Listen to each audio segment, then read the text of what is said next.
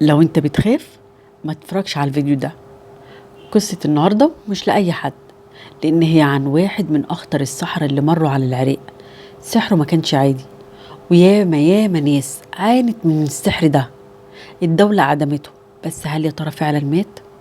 ولا الشر لسه ليه دور تاني؟ وإيه هي المصيبة اللي حصلت بعد ما عدموه؟ لأن كل اللي حصل هيصدمكم، بس كملوا القصة للنهاية.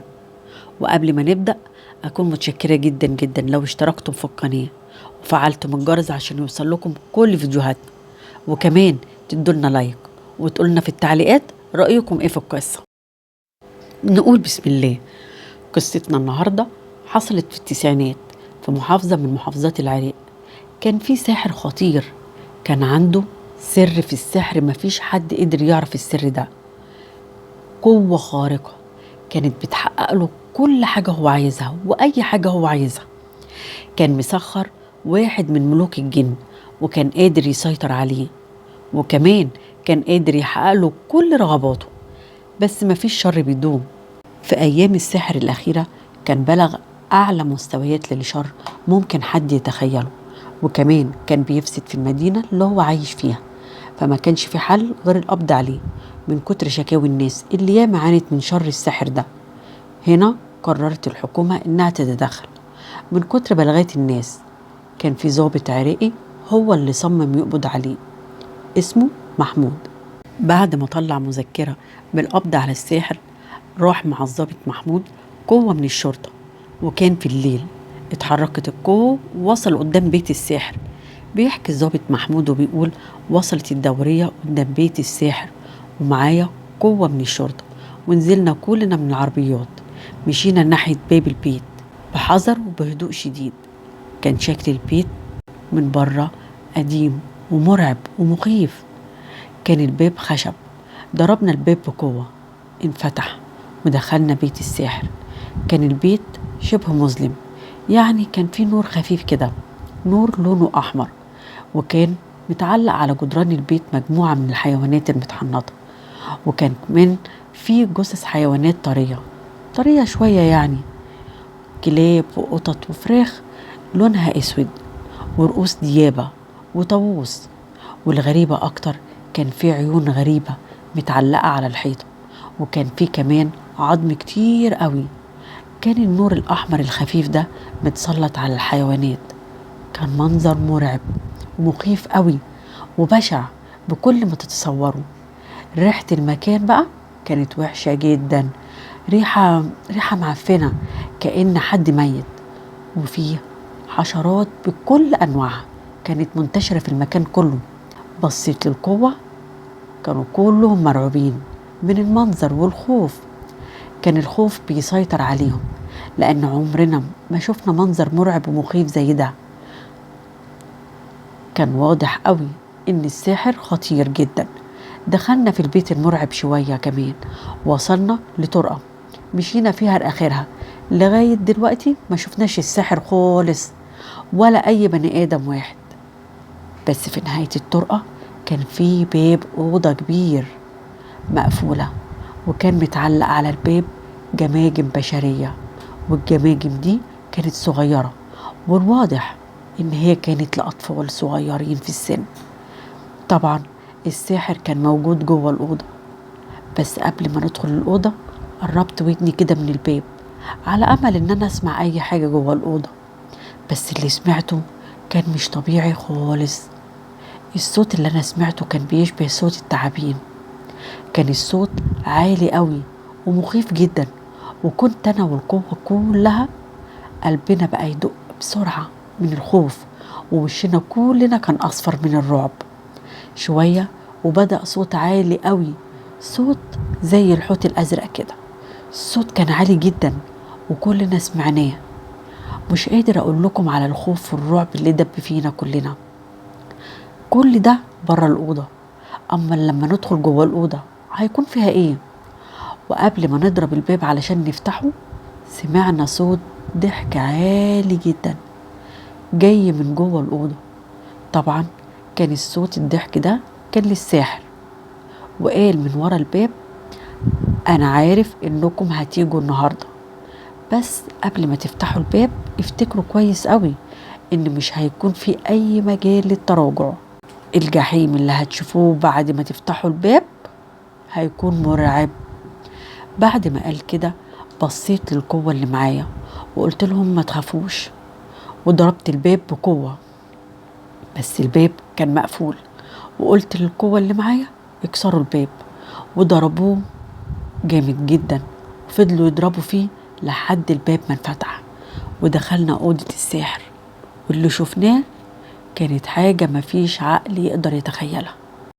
الأوضة كانت كلها نور أحمر، نور أحمر شديد قوي للدرجة اللي تضايقك وتخليك متنرفز. أول ما دخلنا شفنا خيالات سودة كانوا بيتحركوا وبيجروا بسرعة في سقف الأوضة، زي ما يكون كائنات مخيفة بس مفيش لهم أصل، كانت خيالات وبس. يعني تضل الكائنات وبس من غير الكائنات نفسها.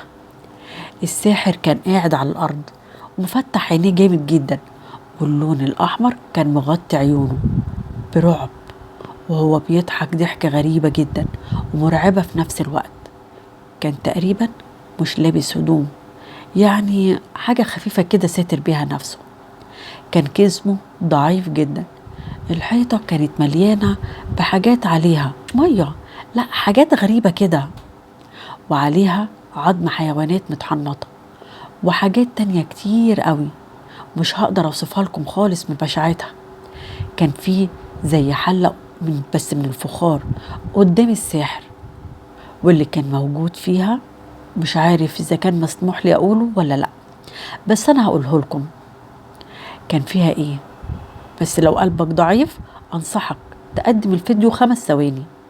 شفنا فيها راس طفل صغير كانت مفتوحة وطالع منه مخ. اول ما شفت المنظر ده بصراحة اتصدمت، وقلبي كان هيقف من الخوف والرعب والغضب في نفس الوقت. مسكت في الساحر وقعدت اضرب فيه بكل قوتي وغضبي، وفضلت اضرب فيه واضرب فيه. الغريبة بقى ان هو كان بيضحك، كل ما اضربه كان بيضحك. اصرخ في وشه واشتمه، وكانت الدموع عمالة تنزل من عينيا على منظر الطفل اللي لقيناه في الحلة. كنت خلاص والله هقتله، بس القوة اللي معايا اتدخلوا مسكوني. والله لو كانوا سابوني شوية كمان كنت هفصل راسه عن جسمه زي الطفل اللي لقيناه في الحلة. كنت فاقد ساعتها أعصابي من المنظر. تمت محاكمة الساحر وحكموا عليه بالإعدام حتى الموت. الغريبة بقى إن هو ما أنكرش أي حاجة من التهم الموجهة إليه، لا ده كمان كان في حاجات إحنا ما كناش نعرف عنها حاجة هو حكاها، وكان على طول بيضحك ولا كأنه عمل حاجة ولا همه، ولا حتى يديك إحساس إنه هو خايف من الموت. أخيرا جه اليوم المعلوم لتنفيذ حكم. أنا كنت موجود وشاهد عيان على كل حاجة حصلت. جابوا الساحر من الزنزانة، هو كان على فكرة في زنزانة لوحده. دخلوا أوضة الإعدام وطلع على السلم ولفوا حبل المشنقة حوالين رقبته. ومن أول ما دخل أوضة الإعدام وهو كان بيبصلي وعمال بيضحك، وقال كلام لغاية دلوقتي بيرن في وداني. كان بيقول: اوعوا تفتكروا انكم لما تعدموني هترتاحوا وهتعيشوا حياتكم طبيعي. انا لما اموت هتبتدي اللعنة اللي هتصيبكم كلكم. اوعوا تفتكروا اني لوحدي، كلهم موجودين معانا دلوقتي، واول ما اموت هتذوقوا العذاب. الغريبة بقى ان الساحر قال على اسمائنا كلنا، كل اللي موجودين في الأوضة قال على اسمائنا واسماء امهاتنا كمان بدون استثناء. وقال: آخر طلب ليا بعد ما تعدموني سيبوا جثتي في السجن، اوعوا تدفنوني لأن أهلي هيجوا ياخدوا جثتي. استغربنا قوي لأن هو ما كانش عنده أهل ولا معارف ولا أصحاب. مين أهله؟ وإزاي هيعرفوا إن هو مات من غير إحنا ما نبلغهم؟ المهم تم إعدامه. بس حصلت حاجة غريبة جدا، بعد ما مات فضلت عيونه مفتحة وكانت عمالة تتحرك يمين وشمال وهو متعلق على الحبل، وكان ميت بس نظراته كانت بتبص على كل اللي في الأوضة. ساعتها شكينا إنه هو لسه في الروح. جبنا الدكتور علشان يكشف عليه، أكد إنه هو ميت، بس مفيش تفسير لحركة عينيه ديت. حاولنا نقفل عينيه بعد ما نزلناه من على حبل، لكن عينيه ما كانتش راضية تتقفل خالص. شلنا الجثة، حطيناها جوه كيس لحفظ الجثث، وحطينا الجثة في مكان بعيد على جنب، مكان مهجور كده في السجن محدش خالص بيروح عنده زي ما هو طلب، وانتظرنا لحد ما يجي حد علشان ياخده. في اليوم ده رجعت البيت وانا تعبان جدا، والوقت كان متأخر. نمت من التعب، بس صحيت قرب الفجر كده على كابوس مخيف.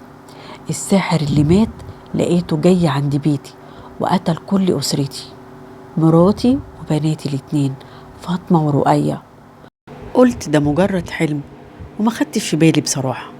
صليت الفجر ورجعت نمت تاني. بس الصبح شفت بناتي واحنا كنا كلنا مجتمعين على الفطار، كان وشهم أصفر قوي وكانوا خايفين. قلت لهم مالكم في ايه؟ ردت مراتي قالت لي امبارح البنتين شافوا حلم غريب جدا، كان في واحد كان وشه مرعب وذبحهم، والبنتين شافوا نفس الحلم. انا اتصدمت لان الحلم ده هو اللي انا شفته بالظبط. قلت لها مجرد كابوس ما تخافوش، وقعدنا كملنا الفطار. بعد الفطار مراتي اخدتني على جنب وقالت لي انا عايزاك في حاجة سر. والصدمة لما قالت لي أنا كمان شفت نفس الحلم اللي البنات شافوه، إن في واحد وشه كان مرعب جه البيت وذبحنا كلنا. بصراحة أنا خفت وقلت لها ينفع توصفي لي الشخص ده؟ وكانت الصدمة إن كان نفس الساحر اللي تم إعدامه، نفس المواصفات. على فكرة مراتي عمرها ما شافت الساحر ده خالص ولا حتى تسمع عنه، وأنا عمري ما حكيت لها عنه أي حاجة. بصراحة خفت جدا على مراتي وبناتي. في نفس الوقت اتصلوا بيا من السجن وقالوا لي لازم تيجي دلوقتي حالا، في حاجة غريبة حصلت. لبست البدلة وركبت العربية ورحت على الشغل. قالوا لي الحق الجثة اختفت. أنا في الأول ما جمعتش، قلت لهم جثة إيه؟ قالوا لي جثة الساحر مش موجودة ومحدش يعرف مكانها، ومن غير ما حد ما يلاحظ أي حاجة، ومفيش حد كمان قرب للجثة، ومفيش حد ولا دخل ولا خرج، وكمان مفيش حد من عيلة الساحر جت علشان تاخده. الجثة اختفت من غير ما حد يدخل للساحر، والساحر ميت ومحطوط في كيس والكيس مقفول.